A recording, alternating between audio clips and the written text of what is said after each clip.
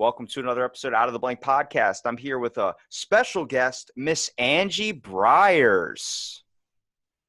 Hi, how you doing? Anjii, I've had your son on episode 110 or 114. So if anybody's listening out there, go see Zack's episode. It was very awesome. We talked about kangaroos. We talked about, the best way probably to protect your house would be to hire an elite team of those things. And I'm so happy to have his wonderful mom on. Thank you. So Anjii, why don't you tell me a little bit about yourself and if you want, what you do professionally? Look, I'm a mum, obviously. I'm a grandmother now. So we've got, Zack's got 3 children. And I'm a clinical hypnotherapist psychotherapist, and I'm a biofield therapist. So I work with traumatized animals and traumatized people. And I specialize in post-traumatic stress syndrome, PTSD. And I don't know, I work with animals all around the world, distance healing, that sort of thing. It's a really, really interesting field. And it's I just really love working with people with PTSD because obviously I've had it myself and my son's had it. And yeah, I know Zack was telling me a story, if I can remember correctly. He was on an airplane coming back with, what are those headaches called? Cluster headaches, I think. Yeah. Oh, look at that. I have not. That's 300 and something conversations later down the road, guys. So to let everyone know out there, I remember every conversation. Not exactly what I say, but I remember the stories. But I remember him telling me he got PTSD from the plane ride home when he was looking over and saw one of his friends that didn't have any legs. And he felt like he was letting everybody down because he was going home with an invisible illness that they didn't know too much about. And I mean, that's got to be crazy just to work with. I mean, being so close to PTSD and having your son that went through it too. How do you feel about this? Look, I understand PTSD. I've had it myself. I had a man amongst a few adventures in my life. I had a man that decided that if he couldn't have me, no one in the world would. And I spent a few weeks in hospital, and my body shook for 6 months, and I went through the normal, psychology system, and it just didn't work for me. And I had like one of the psychologists that I met. I'd met this guy 5 minutes before, and he's doing his session with me, and there's me thinking that he's here to help me recover from an extremely close experience with death. And, he said to me, he said, have an almond, Anjii. And I'm like, no, thanks. And he goes, no, have an almond. I'm like, no. And he goes, have an almond. I'm like, okay. So I get this almond, right? Now, remember, I've just met this psychologist 5 minutes in. And he goes, now don't chew the onion, just the almond, just put it in your mouth. And okay, now feel the almond in your mouth. Feel the texture of the almond. And I'm like, okay. And he goes, now this is cognitive therapy. And when you're concentrating on the almond, you're not concentrating on your post-traumatic stress. And I said, so I'm meant to just avoid it? Is that just makes no sense to me, right? This is avoidance therapy. You can't call this cognitive therapy. Anyway, so look, it didn't work for me. And because I'm a clinical hypnotherapist, I wrote a hypnosis session for myself, right? As a therapist. And then I played it back to myself as the client. And as I played it back, so what I wanted to do, because I had a body that was just shaking. It was like a washing machine. And what would happen is that my body would shut down sometimes. So I'd just sort of be here like chatting with you, and then suddenly I'd be like, my eyes are rolling in my head and I'm all weird. And inside I'm like perfectly clear. Like I'm like, I'm okay in here, but you can't say anything. So it was a bit like a nightmare where you're kind of going. Yeah. And and it would last for about 20 minutes. So I did this session and I just recorded for myself. And so what I did was I talked myself into doing the journey, right, that happens to my body before it starts closing down. And what it did was it came to a place where 15 minutes before I have an attack, I actually get a sense of nausea in my stomach, right? Which is something I hadn't really noticed, but showed me it was there. So I was able to kind of go, okay, when this happens from now on, instead of doing that, I'll take 3 deep breaths. I'll excuse myself and either go and like sit somewhere quietly or go and lay down and sleep for 20 minutes so my body can reset itself. Because apparently what the brain was doing was it's saying, you have no coping things in your head, like your vitamin B6, your B5 and everything's just so completely drained from your body to get you to cope through that trauma, that there's nothing there. And because it's also a vitamins and things that help you, it's a serotonin uptaker, like it's a feel-good thing as well as working on parts of your body. So your body would kind of go, hey, got to shut you down, shutting you down now. It's a safety mechanism. Whenever somebody goes into a critical state, it's like, if anybody's, for me, I probably have experienced it more than probably a lot of people out there, but hitting your head very, very hard, there's a point where besides hearing the nice crack of porcelain, which is your teeth clanging together, you usually feel something in your head, feel like you're about to shut down, like you're about to be knocked out or something. And that's your body trying to reset itself. Same thing when you're drunk, your brain's like, I'm going to shut you off and let you do your thing. And we'll just see what happens from there. But for people that are trying to understand this form of therapy as well, and an easier, I guess, layman's way of saying it is more of the lines of trying to bring yourself out of these hardwired systems or pathways that your brain has learned to hook to. Like a safety mechanism, I would say. It's not like you want to do it because it brings you safety or something, but it's like a lot like OCD as well, too. I had OCD as a kid, just from random experience. I would have to flick the light switch like 8 or 12 times to, so my family didn't die. That's a weird way of thinking, but it was a way of my brain coping with a lot of stuff that was going on in my life. There was a lot of trauma. Trauma Absolutely. creates a burn. So if I took a lighter and stuck it to your arm, and burns a mark, it creates this mark that a lot of people are now starting to realize, which I am giving medicine, social media plays a big factor in why it is the way it is today, good and bad, obviously. But it is so important now because back in the day, PTSD, all these types of things were not looked at all. Anything, I'm pretty sure that, I don't know if it's still legal now, but the cure for schizophrenia was electroconvulsive therapy, which was just shocking your brain from whenever it would start acting up like what you were experiencing, your body's acting up or reacting a certain way. Instead of lying down, it was to shock you so you didn't have to, for that to happen. So whenever you were in public and that started to happen, your body would remember those shocks and be like, oh, that's not happening again. And that makes it so difficult because we're in a world now where there's obviously modern medicine, but there's so many different ways to cope and many forms of therapy that people are starting to realize that they need to turn to as well. Conversation for me is a therapy. Talking to people is a therapy. You don't have to be a therapist to do so, but psychology is one of my most fascinated subjects I like to learn about besides Greek mythology. And the only reason why is because I love seeing the way people think, and I love seeing the way people respond when, their lights or their eyes light up to a certain question, when their brain goes off on tangents about something they're passionate about, to see the true emotion and feeling you can get from the air in the room when you're talking to someone really is like, it's peace for me. That's what I would consider heaven, just because of the idea of you're hearing somebody that can go through an extreme amount of pain. I've had friends, and the whole reason why this podcast even started was over a buddy trying to commit suicide. Talking him down and getting him to a state where I realize we're just people. There's no level playing fields. You can have PhDs, you can have nothing. You can just play video games all day, but you have the ability to have a conversation. What scares me is when you lose that ability. And a lot of times the stuff you'll experience when you're dealing with people with a lot of mental health issues, which you can probably see is happening at younger and younger ages.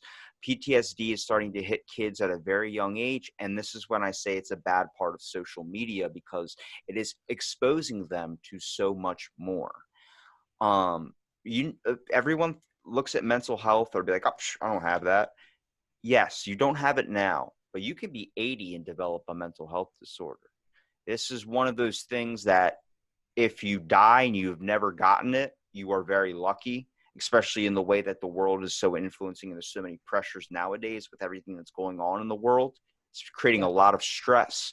So when you're going and you're understanding PTSD and you're using your forms of therapy to cure somebody, you said which do you prefer to use the most, hypnotherapy, or do you prefer to use another form? Look, I love hypnotherapy. I was able to reset my triggers, right? So when it did that, I would automatically do things. And then I was able to go in and the visions that you get in front of you, you have the chase dreams and things that are all, so I'm sitting here talking to you and then there's a video playing over the front of a chase dream. Do you get those ones? Yeah. So like an advertisement for like Captain Crunch or something. You're like, I don't want to, why do I want to buy two, get one free? I don't like that.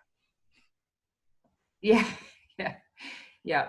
So I was able to do that. I was able to go into my brain and reset, different things in there that you are not in, you don't need to be hyper alert now. So I was hit from behind. So my greatest trigger was peripheral. So driving on the freeway, I'd have cars coming past, right? And it's triggering my brain. And all of these things are automatic, right? It's part of your automatic thinking that sets these things in place. And hypnosis is an incredible way to be able to go in and reset them and take them off high alert. So, when I have soldiers, they now know that driving past that heap of rubbish on the side of the road, their brain doesn't have to think there's a bomb in it. And so it's brilliant for being able to just go and undo these triggers and take all of these physical things and set them right. So I work with a lot of soldiers, a lot of ex-police. I even went to a farm to treat their horse. They had an angry horse there, and while I was there in the paddock, and I've always said, and my son worked it out when he got it, I've always said, once you've had PTSD, you can always recognize someone else that has it. It's just something that's between PTSD people. Anyway, this farmer, I said to him, have you been diagnosed with PTSD? And he goes, yeah. Anyway, so they talked about the fact that their marriage was nearly over because of it. He was losing all of his tradies on the job. And so I ended up treating him as well. And I did the same thing. And I went through his triggers and he went through and found them. And we went through and sorted his brain. And then I heard from him about 3 months later. And I said, I was wondering what was happening to you because I hadn't heard from you. And normally, people will follow up. And he said, I'm doing great. All my tradies are going well. Business is going well. Getting a lot more book work done now. Marriage is fantastic. Spending a lot of time with the horses. And I said, oh, what do you do with the horses? He said, oh, I'll go down and just have a beer in the paddock with them or a coffee. And I'm like, well, that's really amazing. I said, do you remember what we did in your hypnosis? What you put in place was, if you are on the job and you have these triggers, your brain will automatically set you to take 3 deep breaths, excuse yourself, and you'll go out to the car and you'll either take 20 minutes to quietly work on book work or have a rest in the car while your body resets. And if it's at home, you'll step away and you'll just go down and stand amongst the horses, have a beer with them. They're non-judgmental while your body resets. And he goes, I am automatically doing that. And it's really incredible how it works. I just think it's the most powerful tool. After doing 2 years of a system that didn't work for me, I'm someone that likes to get down and get dirty. So I need to sort of go down, see what I learned from it, let the rest go, and then get on with, cracking on with what I need to do in life. And, the greatest thing for me is that I've learned how to sort of step inside myself and witness these things and then put them into a system that works for other people. So I do love clinical hypnotherapy, and I think it's incredible for soldiers, and especially soldiers and men who don't want to talk, like one of them called it, I don't want to bleed on the table about everything that's happened. And to me, it's like we have every memory of every smell, every sight, every sound, every taste that we've had in our lives is in there. And so we don't need to be reliving it. People do need to talk about it. So every client is different, right? Some people need to talk about it. Some people just need to be able to let it go and to move on with their life. And so if you can liken it to you're swimming in a pond of poo, you can swim over the side and Yeah. I'll pull you out. I So for don't me, swim in pool. I don't swim in, would you say poo or pool? poo, Poo. on the poo, Oh, on the poo. I Yeah. don't swim in poo, but I get the example. It's a psychological thing. It's like, Yeah. so, when you have these things, it's like some of us just want to get out of it, you Well, know? it's like drowning in water. I mean, Yeah. it's you have all these problems, which I've seen. I'm pretty sure I might have undiagnosed PTSD now. Before I go off and I diagnose myself as having it, I was hit by a jet ski a few years ago, and it was a very serious incident. So whenever I got back on the jet ski afterwards, after that, anytime someone, and I was a jet ski guide, anytime somebody would get near me, I would freak out. My heart would feel like it was getting stabbed a million times. My arms and legs would start shaking. My brain would start freaking out, thinking it was going to happen again. And I could see the flashes in my eyes. Like if you shut your eyelids or if you just blink, like if you stare at a light long enough, you see those spots and you blink and they're still there. That's what I was seeing, was that person coming at me. It's probably still like that if I got back on the water today, but I never truly understood what that was until my buddy that was in a drinking and driving accident told me about the fear and the pain he was going through when he was getting back into his car for the first time after 6 months of having his, physical therapy. His foot was ripped off. His body was completely messed up. And he was telling me, he was like, I was afraid to even move out of the driveway because I just started feeling like all those impulses. And what you're talking about with the almond, when you're focusing in on a certain sense, and this is a question I want to ask you because I feel like you probably might have the same answer I do on it. If you were going to lose one of your senses, sight, taste, touch, smell, which one would you want to lose versus which is the one that you would hate to lose the most? Well, I think for me, sight and sound is our greatest safety, right? So without sight and sound, we have to be so hyper alert because that keeps us safe on the road. If we can't see the cars, we don't know that they're coming. If we can't hear, The answer to your heart though, which one, that safety aside, so, you'll be fine if you so, lose, but which one do you so to feel? me, it would be probably taste. Taste. Okay. Smell, I wouldn't like to lose. Yeah, I love the smell of earth. I always what I always try and focus on the most is my sense of touch. And people always ask like, "Oh, everyone always says it's the one sense you could lose." But Oh no.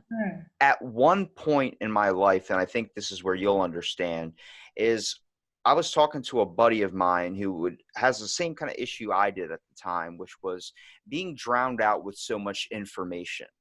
You're getting overwhelmed. You can't focus. Your thoughts are constantly running 24/7. You can't see through all that mist or all those, whatever, that poo. You can't get through that. And I said, what you got to do is, and I wasn't even clear of it at the time, but I was talking to him like it was coming from another person, it seemed like. And I told him, I was like, you see this table? And it's the table I use for my podcasting. I'm touching right now. I'm like, grab it, feel it, rub it. You got it? Cool. You feel that sensation? You feel that? That's wood. Okay. What is that? Focus on that. And I was just going deeper and deeper and deeper into it. I was like, take your hand, hit your leg. And he's like, I don't want to hit my leg. I'm just hit your leg. You feel that? That's pain. Harder, harder, harder. And I kept going with this thing for about 45 minutes. I have it recorded, but I'll never release it because it was so, it was just something where I was really just doing it for him.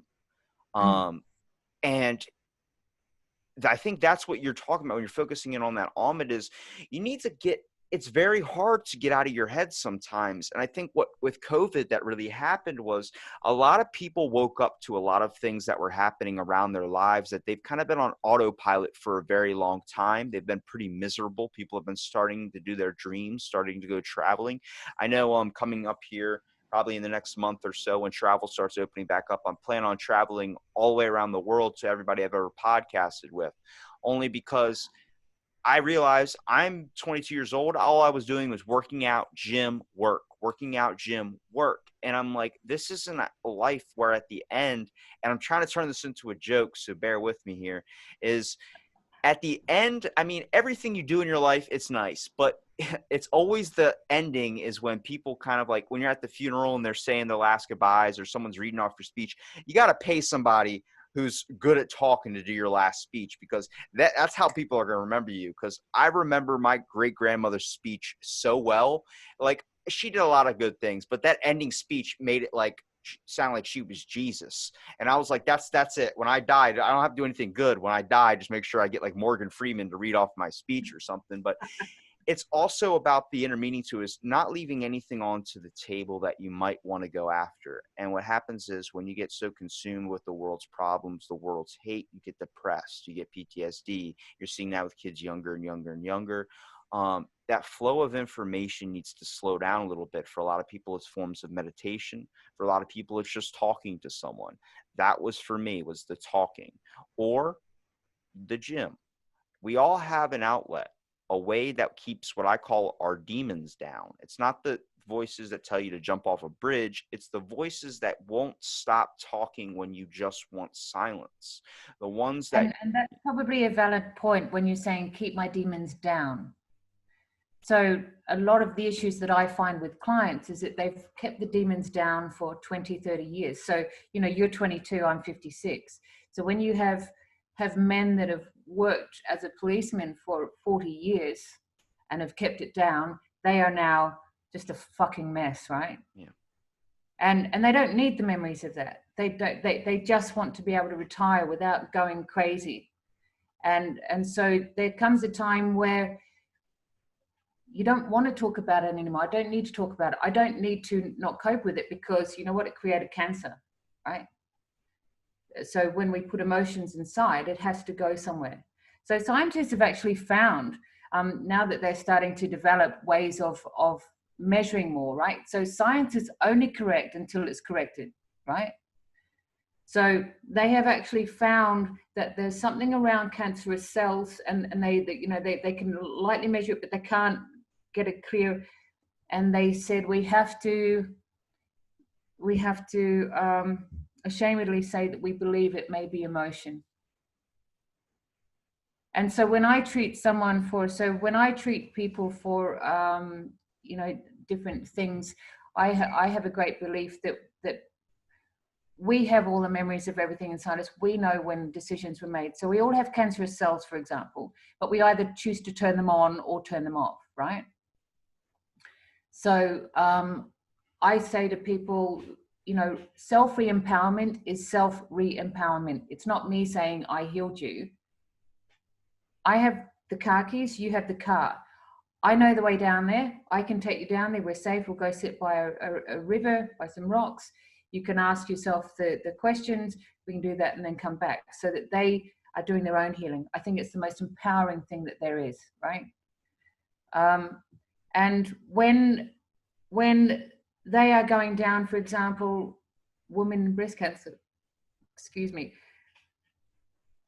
every single woman that I have treated with breast cancer has gone back to a mothering issue or a mother issue, an emotional state.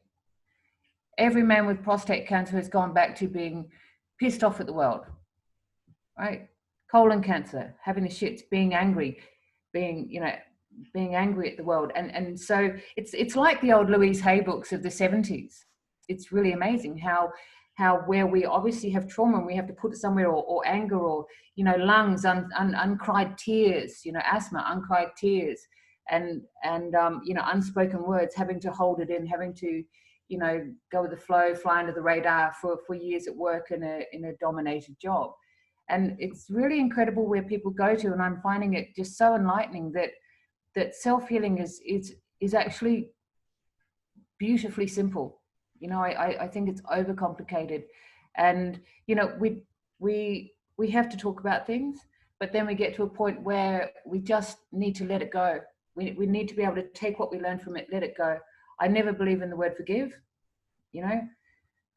It's more like releasing the chains, not forgiving. Yeah, absolutely. Yeah. Just let it go. And it's, if you look at the basis of every single theology, every philosophy, everything in life, if you look at everything that's around them, in the center of every single one of them is a tablespoon of stuff, right? And that is, be the very best person that you can be. Treat other people the way you want to be treated. Learn stuff, and then teach stuff, and most of all, love, right? Everything's about love. So in order to find these things, you actually just have to take these things off, right? I don't need to be afraid of someone hitting me from behind anymore. You know, I don't need to be afraid of a bomb going off every time my wife shuts the cupboard too hard. I don't need to be, I don't need to be afraid of having a relationship because I met one douchebag. Okay, let's look at it. What did you? Well, here's it. Okay, so what did you learn? Well, I learned that not everyone that's really charming and nice is actually really charming and nice, that sometimes they're doing that. And I actually learned that my neediness to hear that talked me into having a relationship with a guy that, so what was this woman saying? With a guy that was, she hadn't recognized that he had psychopathic traits in him, even though her friends were telling her. They were saying, this guy is scary. He's playing divide and conquer with you, with your friends. We can all see, you have to be very, very careful. He is, doing Well, yeah, these the things. best example of that is, until she was a thing. well, So the best example of what you're trying to say, just for the audience, is the fact that sometimes you stand too close to a piece of work and you can't see all the flaws that are involved with it. Yeah. Absolutely. And so taking off these things sometimes is just extremely simple, and I find it really healing. And what I love about my life is having climbed that Mount Everest of PTSD myself, and knowing firsthand, I haven't learned it from some textbooks in a college. I know how cold it is up there. I know those abysses, and I know what the pressure on my lungs when I got to this certain height, and I know what it was like to just rip up my courage and run from that avalanche and, get to the top. And so now I have the right to share what I've learned with people. And I'm finding that it's just wonderful to be able to change so simply and so peacefully. And then they can go on and do other things, but their body is not self-reacting out of a fear that is no longer in play, right?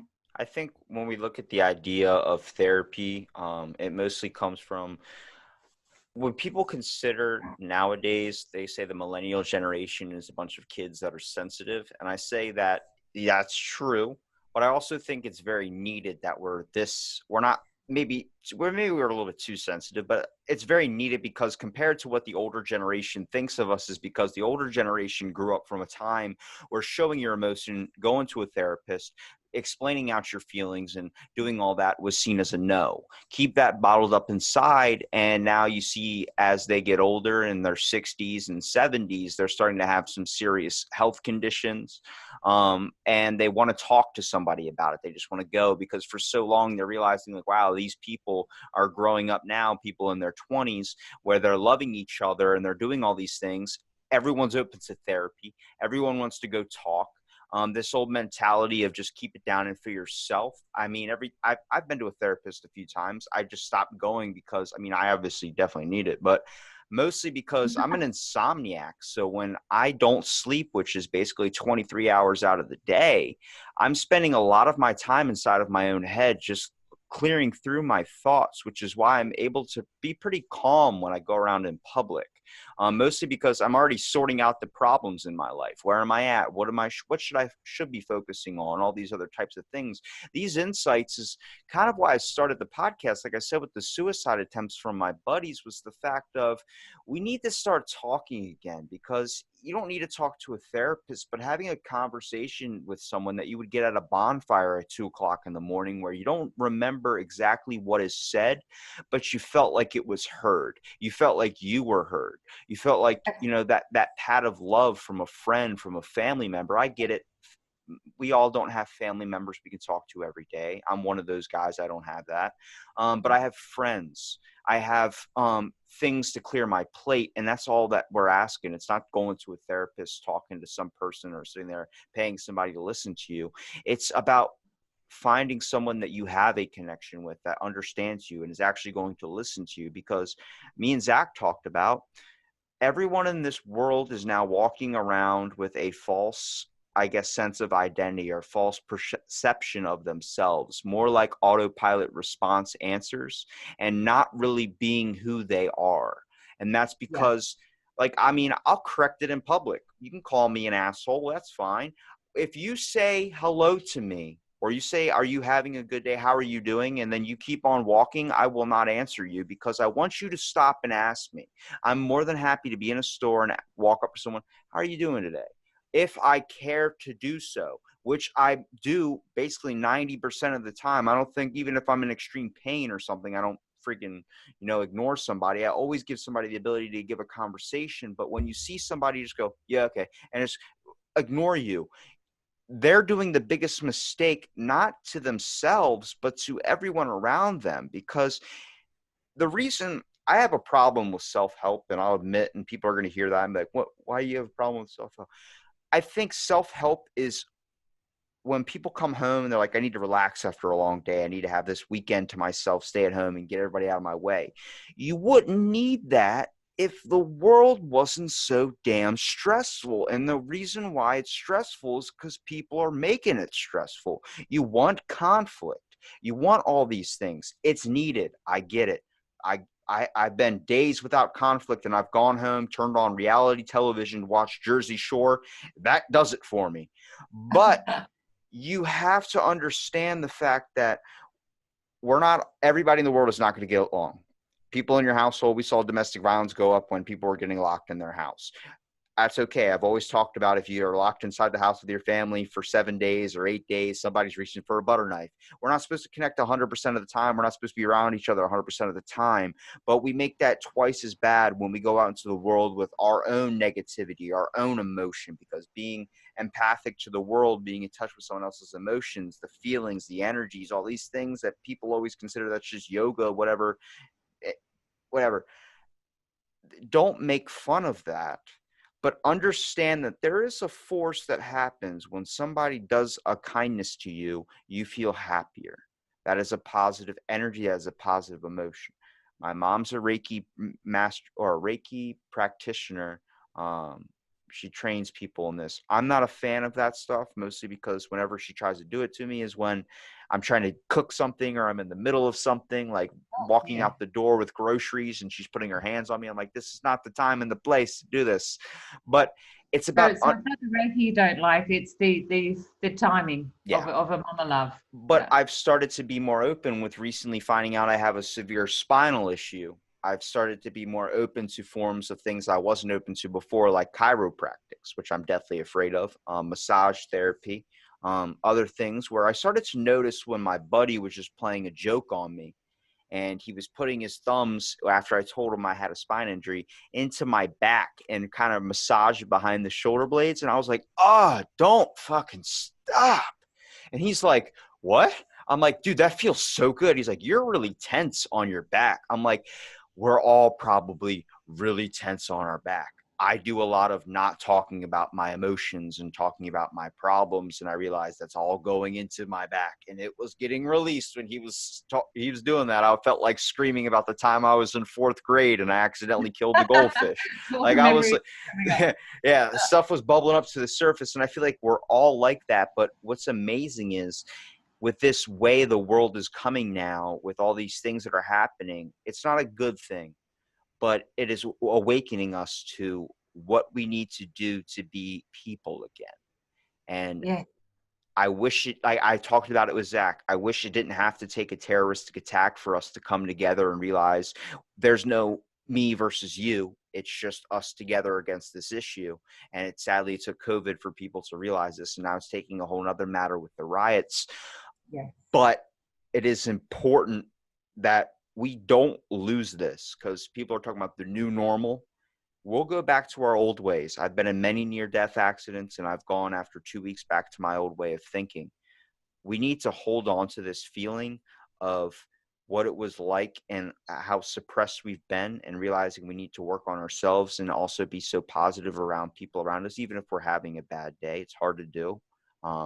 But it's going to change the world for the better and make it a much more enjoyable place for all of us to live. And I guarantee you, you're going to see so many amazing things from that. And I don't want to get, emotional when it comes to that, but speaking from obviously a 22-year-old's perspective, but watching a lot of it happen, seeing people get so aggressive and seeing a lot of the things happen. I mean, I do talk a lot, but I like to watch too. So you get to pick up a few things at least. Yeah. Yeah. You know, it's a connection is really important, but connection from a peaceful place. So what I find really sad is that so much connection is made, you know, when you're talking about the people that ask you, hey, how's your day, and then walk off. You know, it's connection made either with the gender or connection made with no connection. And that's what I find sad. And what I do love about people is being able to let go of all these chains and all these traumas and all of these fears, because they come along with them, right? And you know, a woman that's been you know, abused by an ex, or a man that's been abused by an ex, and they're so afraid of relationships that they've got this big overcoat on when they're meeting new people. But being able to take that overcoat off and go, well, that's a douchebag, that's what I learned about that, let it go. Because when you're still carrying it, they've still got power over your life, right? They're still winning against you. So being able to release those things makes them freer to walk in and just be who they are. And this is what I love about letting go. And it's a really beautiful, peaceful way to walk through life. And you're dead right. You know, my generation have walked through life of having to, you know, hold tough. Like, you know, growing up in once were Warriorsville in New Zealand, you see all of the time that you know, everyone has to be hard, everyone has to be on the defensive, and it's not a natural state. You know, it's a state that's taught. It's a state of being that's taught. It's a state of being that you know, you don't want to talk to people about anything because you might be, you know, loading their gun to shoot you in the head with later on, right? You know, you share to someone something deep about yourself, and then 6 months later you find it in a conversation and they're going, oh, but you. And so, you know, I find that freeing yourself of things allows you to be free. And then it doesn't matter if you don't see someone for a week or have a conversation, but if you do, you're actually there with them. Do you know what I mean? You're not looking through these layers of your own stuff and your own fears and your own things. And I find that a really, really beautiful way for any generation, but especially our generation, you know, that have a lot of doing stuff for 50 years. A lot of people don't understand. Like, they'll always say, like, oh, that's just, I don't understand that generation, I don't understand this. And you got to understand that our brain is perceiving information 24/7. I mean, it's constantly picking up new ways. Any type of little incident or something that happens in somebody's life could immediately become trauma. You know, it's difficult. I mean, I usually see people that have big egos or big, very, very rude people in public, and I'll snap at them about it. I'll try and snap it out of them. I got a message the other day, for instance. A person was asking to be on my podcast, but the way they asked was, hey, get me on your podcast, I'm worth it. And I'm like, coming at me strong with the 20. And I messaged him. I was like, is that any way you ask somebody to be a part of a podcast? And he goes, well, how do I get on? What forms do I got to fill out? I'm better than most of your guests on here. And I said, oh my God, how about you ask me politely? I got to ask you politely. And this went on for about an hour, him sitting there complaining, like, man, stop playing and just tell me how I get on this thing. And I told him, I said, why don't you ask me politely and we'll see if I'll still let you in.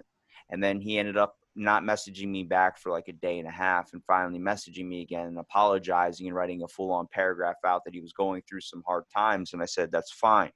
Understand that this isn't a way to act to other people around the world. And I think what a lot of the issues we see is when we go out into public and we see somebody that's angry or somebody that's coming out with such aggressive tones, is because they're manifesting something that they've been pushing down, or they got something going on in their life. I mean, first thing I wanted to do, I think I told Zack about But that's exactly what I'm talking about. Like this guy, you know, he's probably very humble inside, but he's kind of broken out here, and he's got all this, and he's walking through this bluff of like, I need to be, you know, I need to sort of come on as this big confident guy, when really, when you pull those layers off him, he's in there going, I'm broken, man. I need, you know.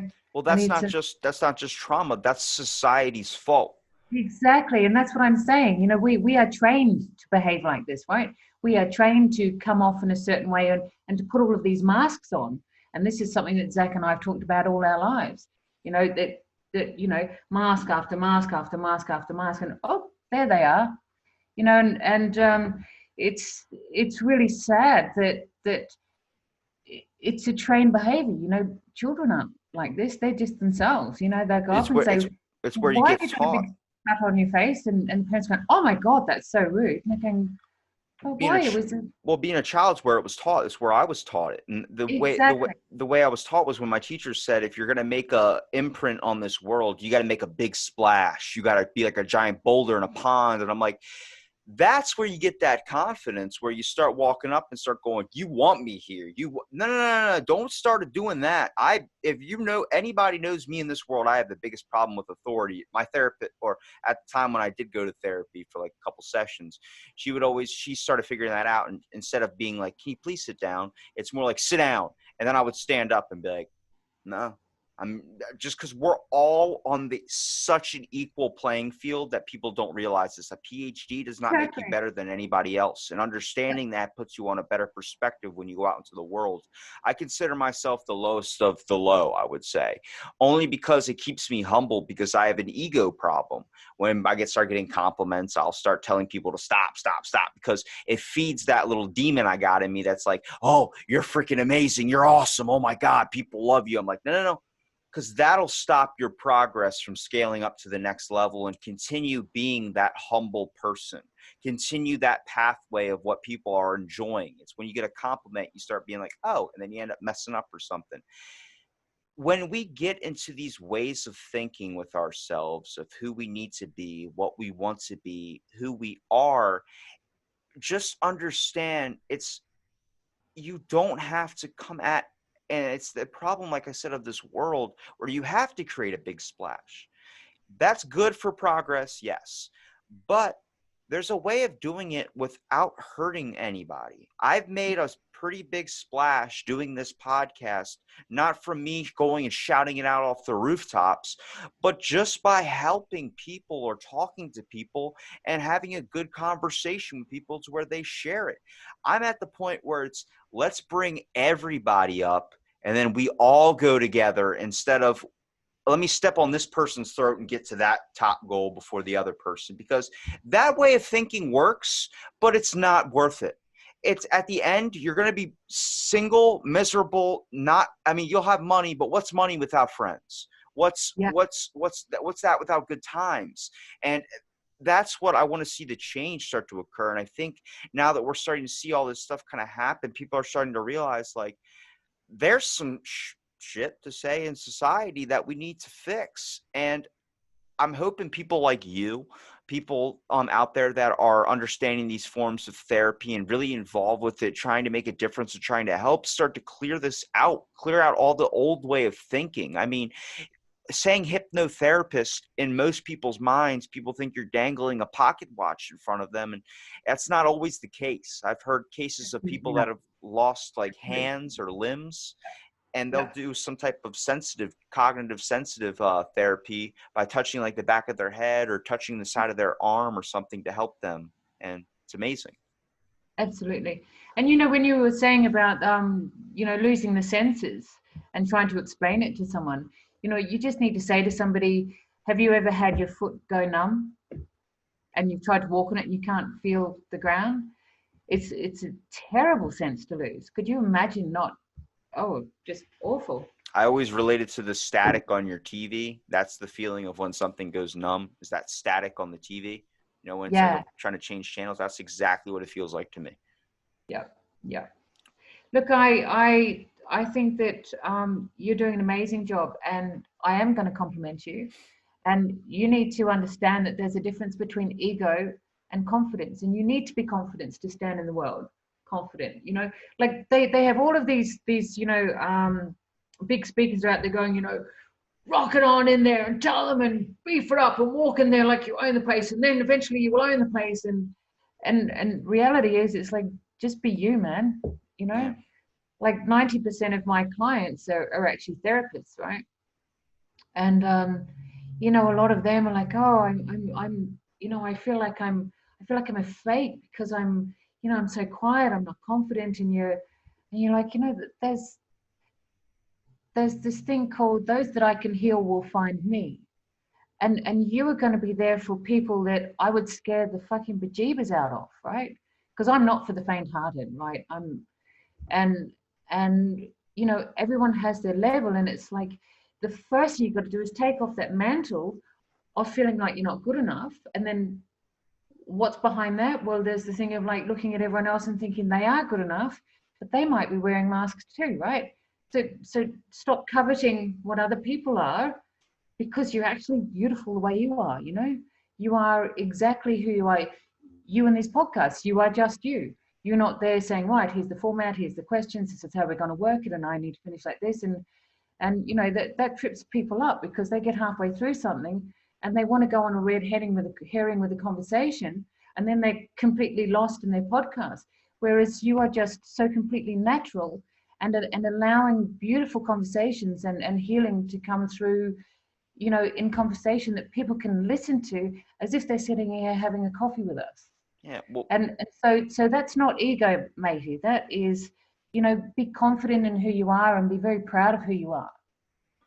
I look at the way having a conversation is that we all have the ability to do it.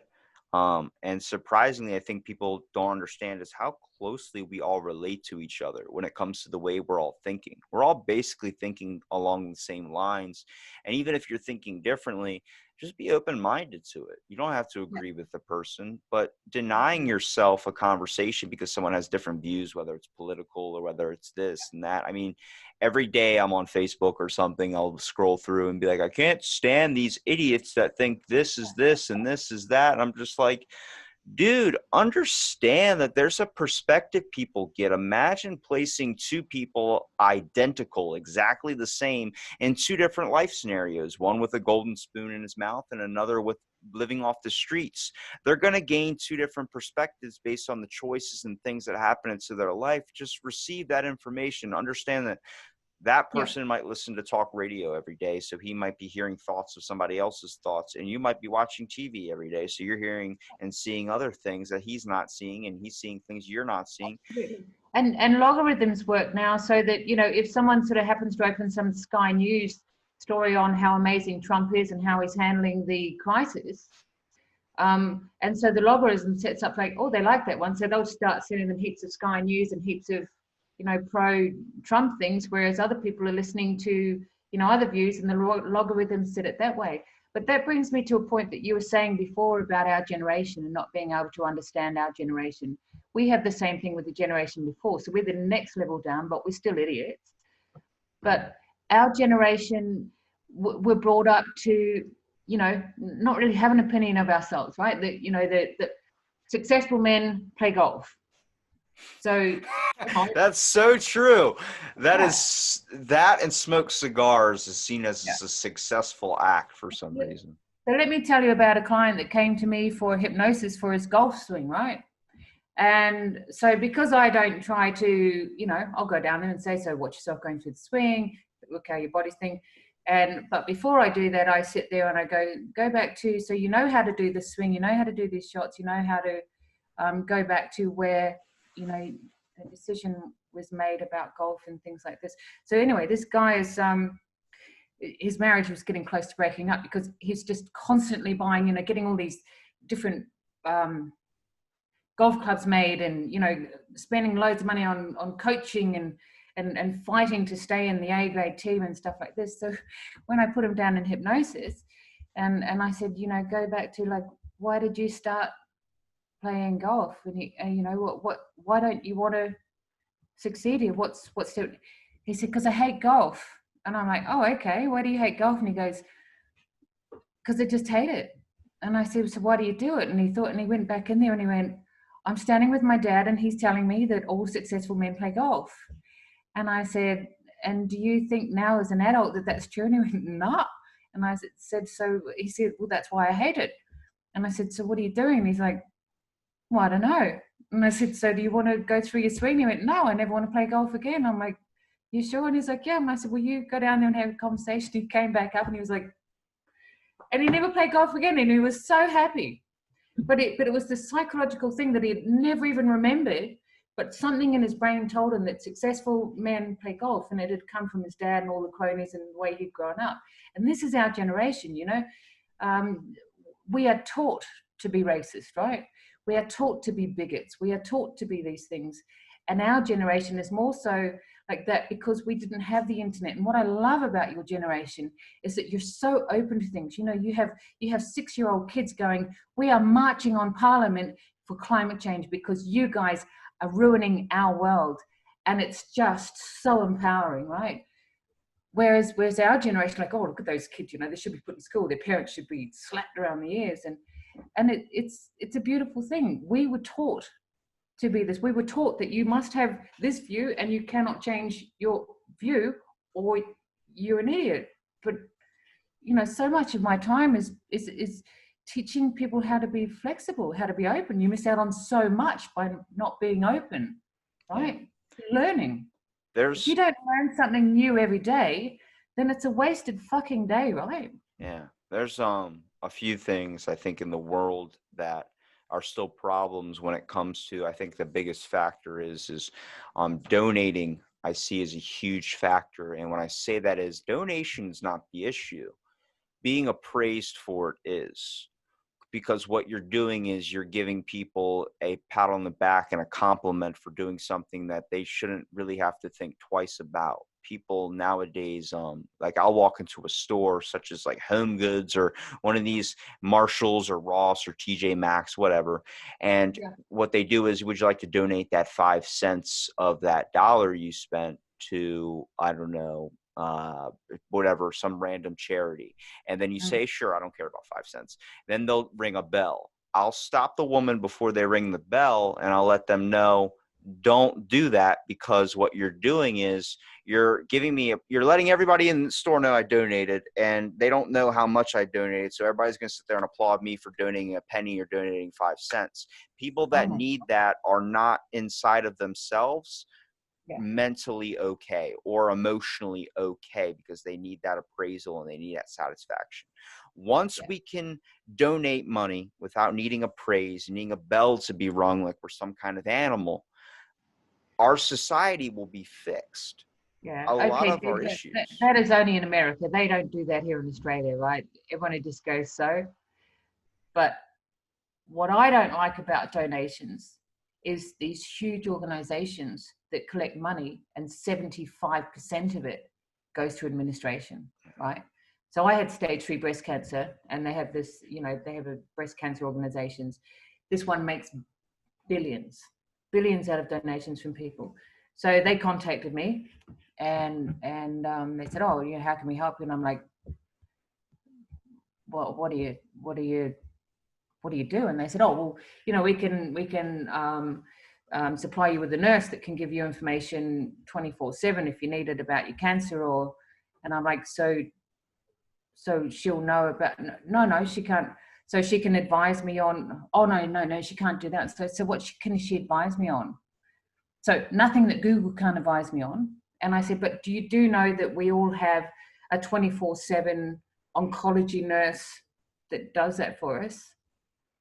And they're like, yeah. So basically, the nurse can't do anything for you, right? She can sort of tell you something that you can find on Google. So she's not allowed to actually give you any information. And I said, so do you guys pay the nurses? And, oh, no, they're all volunteers. And I said, okay, so what I said, oh, well, you know, we can give you financial advisor. And I said, oh, are they volunteers too? Oh, yes, they're all volunteers. And I said, so I've just gone working full time to suddenly now I'm on a benefit, right? Because I've got breast cancer and I've doubled in size and I've got no hair and, you know, my nose is bleeding every time I talk.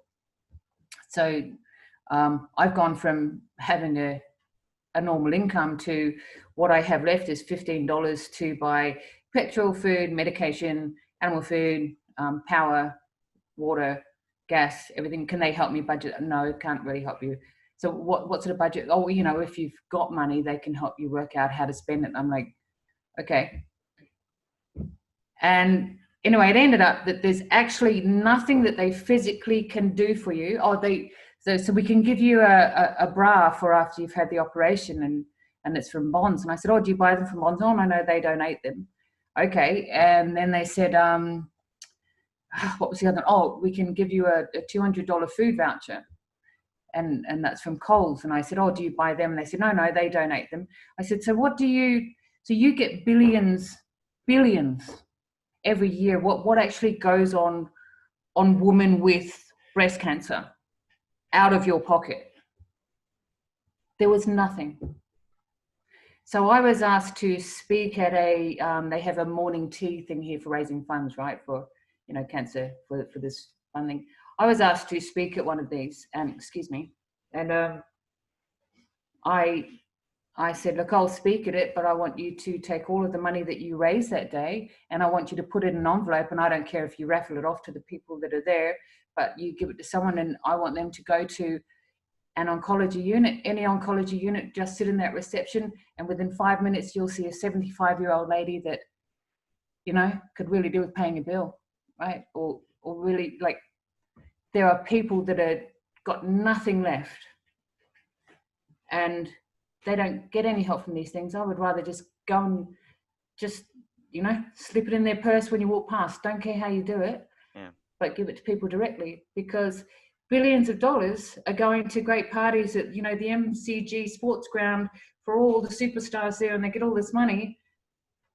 But people on the ground with the cancer, not one single thing. So it's like,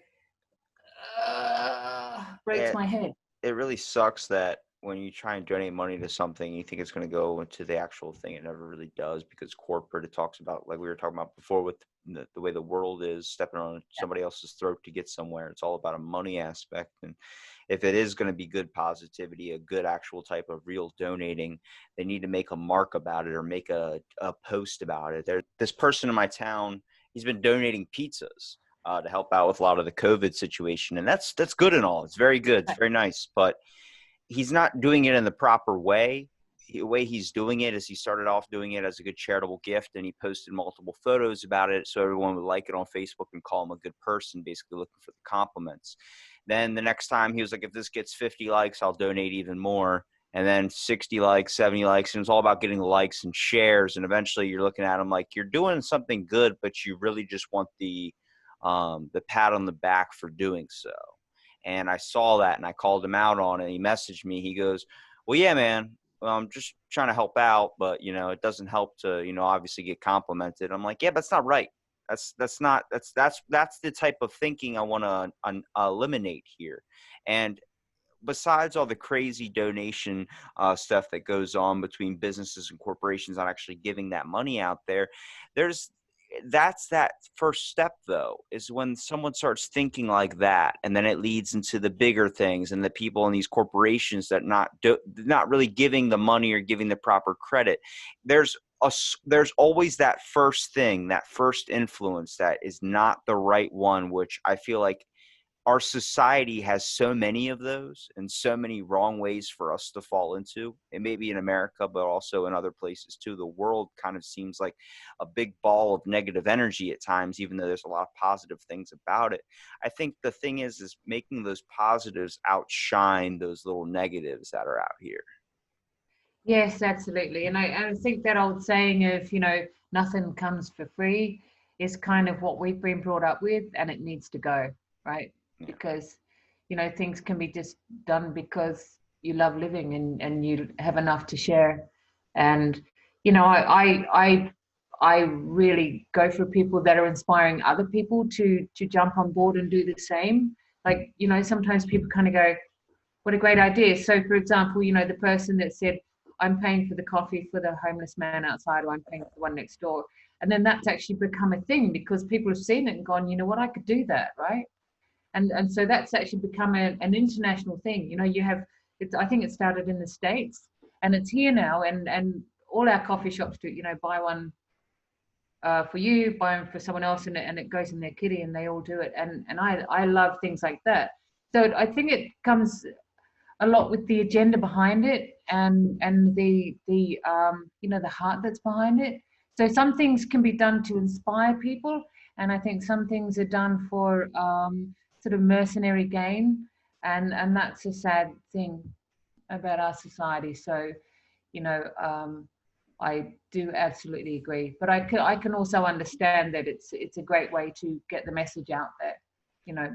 I think the world has a lot to learn on a few things. Oh, Obviously, absolutely. I don't have any insights really into it, just from, my Yeah. perspective. I don't know everything, obviously, but I think as people, we're starting to realize there's some things that have been going wrong for way too long that we need to fix. And I think that's pretty important. I mean, especially if we look at people, I mean, the idea of conversation, the fact that I'm able to talk to you and you're halfway across the globe. So it's like we easily had a chat. It wasn't difficult. It wasn't anything that was like a job or anything. And I think people need to start thinking of the mindset of conversation doesn't need to be a draining thing. It can be a No. positive thing. It can be easy. And I think people like you that do these amazing things out there, such as helping people with these incredible issues that it's a lot that they think they can handle with on their own, which is a lot of the times not true. And I think that's important to have people like you out there doing this type of thing. And I'm very appreciative of having your son on the podcast and obviously you on as well. Thanks, man. And you know what? I love my son. He's just a dude. He is so amazing. He's a really humble, incredibly funny guy. And I'm just so proud of everything he's done and who he is. You know that he was ACT Australian Young Australian of the Year in 2018, and he won the Winston Churchill award. And these are all things that he doesn't speak about. And he's just a really good man with great drive and a great heart and wonderful empathy. So people like him and you are out there in the world too, and bring messages to our generation. What I love about your generation is that you guys are out there doing it. Like on Facebook, people are saying, the marching, go, yeah, look at the age groups of them. Isn't it amazing? Our young people are rising up and saying, we have a voice, whereas our generation feels like, what can I do? I'm only one person. And we have so much to learn from young people, apart from, everything that is the new technology and the new way and the new systems of thinking. But we also have we can be inspired by your heart and your courage and your strength and your ability to speak and say, you know what, that's not okay to speak to me like that. That's not okay to do that to those people. It's just not okay. Whereas we would sit there and quietly bitch behind their back because we weren't allowed to step up, especially, being a woman or being a young person or being, there was always a reason why someone can't speak out. And it's just redunculous. Yeah. And so, we have a lot to learn from you guys. And I think, a few of us old guys have still got a bit to share too. We've got a bit of experience under us and learned some shit and, learned, I think the greatest thing that I've learned is that healing comes from self. It actually comes from within, and being able to gently heal yourself and forgive yourself and let go of things and gone are the days where therapy was like, so what could you have done better? And you're sitting there going, are you fucking kidding me? I was 3 years old, so now I have to go and feel guilty that as a 3-year-old I was somehow psychologically responsible for things. And your generation is coming in and just going, what a load of bully cock, Yeah. We want real stuff. I think, like I said, it's with the new generation and all this stuff too, I think there's going to be some definite changes, especially after COVID happens. Not with the whole social distancing thing, but it is going to be a little bit more of empathy towards people, because I think a lot of people did was, everyone loves an enemy and everyone loves to come together to hate an enemy. And I think that's what a lot of people started doing and realizing that everyone's going through the same kind of struggle when it came to trying to get their money for their unemployment, when it came to trying to get a lot of things to get solved about what's going on, how are they going to feed their kids. And I think they realize that everyone is dealing with the same issues, but some people just show it more than others. And I think that is very important to highlight out there. And people, it's going to be a change. I think the world's in for something. I don't know what it is yet, but look, I think it's been a great leveler. I think we had the bushfires here all through summer, and this house was filled with smoke for months, and I think this has all been a great leveler of people. Like with COVID, you had people going on Facebook going, why are you looking after the dole grudges? Tell them to da da da. And just being able to put gentle messages there saying, hey, dude, we're all only a week off being unemployed. And, you know, next thing there's hundreds of thousands of people without a job that have to then go and get the dole. And it's like, all of that stuff is stopped on Facebook here. You know, all of these things, you know, oh, the Muslims is Muslim. There's none of that now. Like, it's all just fallen away. And this is what I think is such a beauty about what is happening, is that you're dead right. People are waking up from the slumber. You know, we walk through lives like half dozing cattle, right? And now it's kind of like, whoa, hang on, you know, that could always be me. So be grateful for what I have and stop judging other people. But I find that when people are racist or they're looking outside themselves, it's a taught habit, but it's a habit that is there to you know, when I feel more powerful than someone else, then I don't feel as powerless as I feel, right? I control what I can. I can control, you know, where I sit in the poo pile, because I can put dirt on them. And you know, really, when it comes to it, like I always say to people, you know what, if aliens turn up here, you're not going to be worried if it's the Muslim next door saving you, or whether it's, you know, the samurai swordsman. We're all actually just one species, right?